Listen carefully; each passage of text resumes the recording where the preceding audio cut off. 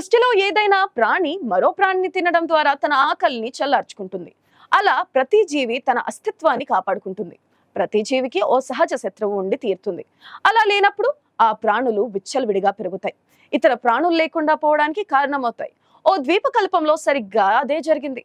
దాని పేరు గువాయ్ ద్వీపం. పశ్చిమ పసిఫిక్ మహాసముద్రంలో ఉన్న ఈ పచ్చని ద్వీపం ఫిలిప్పీన్స్ నుంచి 2492 కిలోమీటర్ల దూరంలో ఉంటుంది.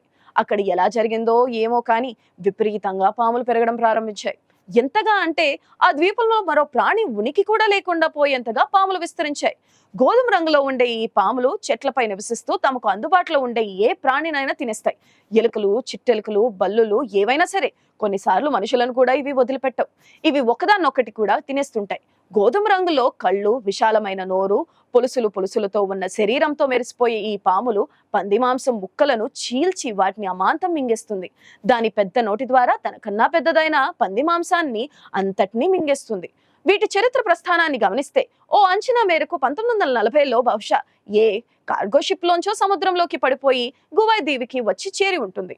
ఈ పాము ఇక్కడకు రాకముందు ద్వీపంలోని సున్నపురాయి అడవుల్లో పెద్ద సంఖ్యలో పక్షులుండేవి. ఈ పాములు కేవలం 4 దశాబ్దాల్లోనే విపరీతంగా పెరిగిపోయాయి. ప్రస్తుతం ఈ దీవిలో 20 లక్షల పాములు ఉన్నాయని అంచనా. నిజానికి వాటి అసలు సంఖ్య ఎంతో ఎవరికీ తెలియదు. ఈ బకాసుర పాములు నిజానికి గువాయ్ ద్వీపానికి చెందినవి కావు. ఎక్కడి నుంచో వచ్చి ఇక్కడ స్థిరపడ్డాయి. దాంతో ఆహారం కోసం ఇతర జీవులను తినడం ప్రారంభించాయి. ఇక్కడ నివసించే మొత్తం 12 పక్షి జాతుల్లో 10 జాతులు ఇప్పుడు ఐలాండ్ లో కనిపించడం లేదు. మిగిలిన 2 జాతులు మారుమూల గుహల్లో, పట్టణ ప్రాంతాల్లో మాత్రమే ఉన్నాయి. అంటే ఇప్పటికే అక్కడ దట్టమైన అడవుల్లోని పక్షులన్నిటినీ ఆరగించేశాయి. ఈ భయంకరమైన పాములు అడవుల జీవ వైవిధ్యాన్ని మొత్తాన్ని కోలుకోలేనంతగా దెబ్బతీశాయి. ఇప్పుడు అడవుల్లో కిచకిచ ధ్వనులు, ఈలలు లాంటి శబ్దాలేవి వినిపించడం లేదు. గతంలో ఎక్కువ సంఖ్యలో ఉండే జంతువులు కూడా లేవు.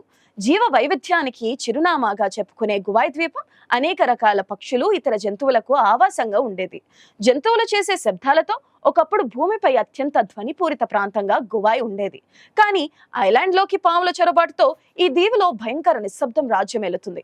ఇక్కడ పాముల నుంచి ఏదైనా నిలదొక్కుంది అంటే 8 కాళ్ళు, అనేక కళ్ళు కలిగి ఉండే విషపూరితమైన సాలీడు పురుగు మాత్రమే. అది పామును చాలా దూరం నుంచి గుర్తించగలడం వల్ల తప్పించుకుని తిరుగుతుంది. గతంలో గువాయ్ సాలెపురుగుల ప్రాంతం అన్న ప్రచారం ఉండేది. ఆ సాలెపురుగులను తినే పక్షులు లేకపోవడం వల్ల వాటి సంఖ్య బహుశా పెరిగి ఉండవచ్చు. గువాయ్ ద్వీపంలో 1,80,000 జనాభా ఉంటుంది. వారంతా ద్వీపానికి మరోవైపు ఉన్న ఉత్తర మరియానా ఐలాండ్ వైపు జీవిస్తారు. రెండో ప్రపంచ యుద్ధం జరిగిన తరువాత గువాయ్ అడవుల్లోకి పాముల ప్రవేశం జరిగిందని స్థానికులు చెబుతున్నారు.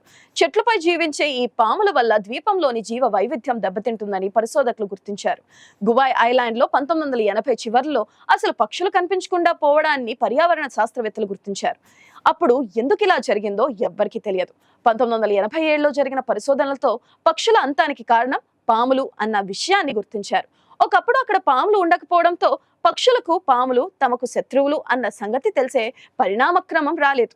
దీంతో తమను తాము రక్షించుకోవడం తెలియని స్థానిక పక్షులు చాలా వేగంగా పాములకు ఆహారంగా మారిపోయి అంతరించిపోయాయి. గువాయ్ అడవుల్లో ఏం జరుగుతుందో తెలుసుకోవడానికి ముందే జరగాల్సిన నష్టం జరిగిపోయింది.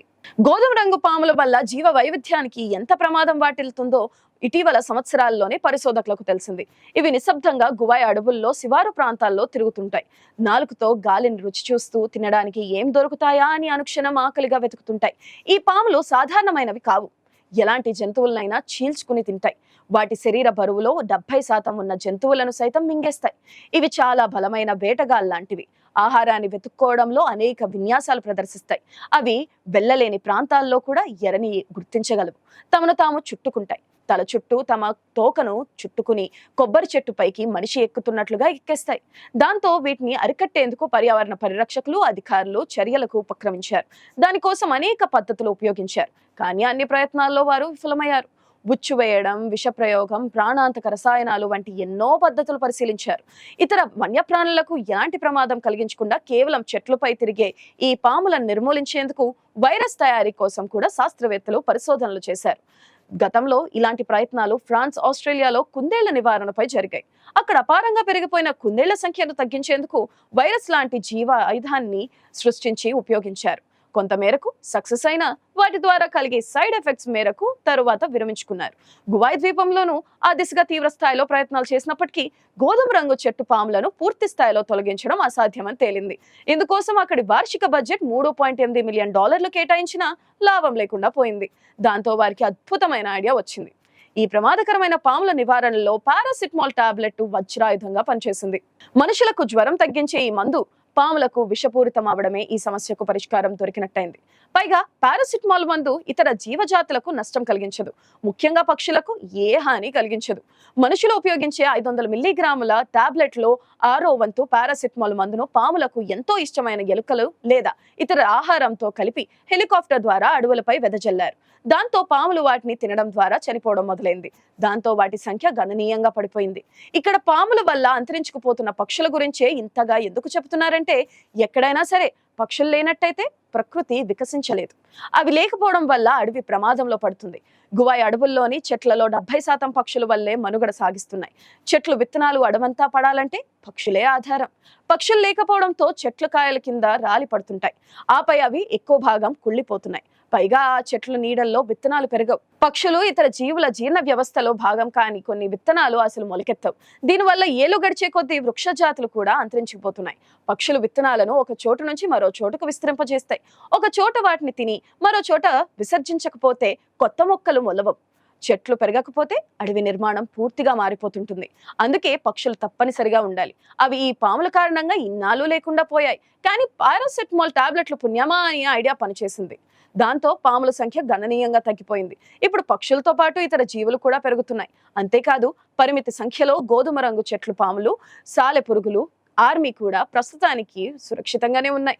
పారాసిటమాల్ ఉపయోగించి వాటిని కూడా పూర్తిగా నిర్మూలించవచ్చు. కానీ సృష్టిలో బ్యాలెన్స్ ఉండాలంటే అవి కూడా ఉండాలి అంటున్నారు నిపుణులు.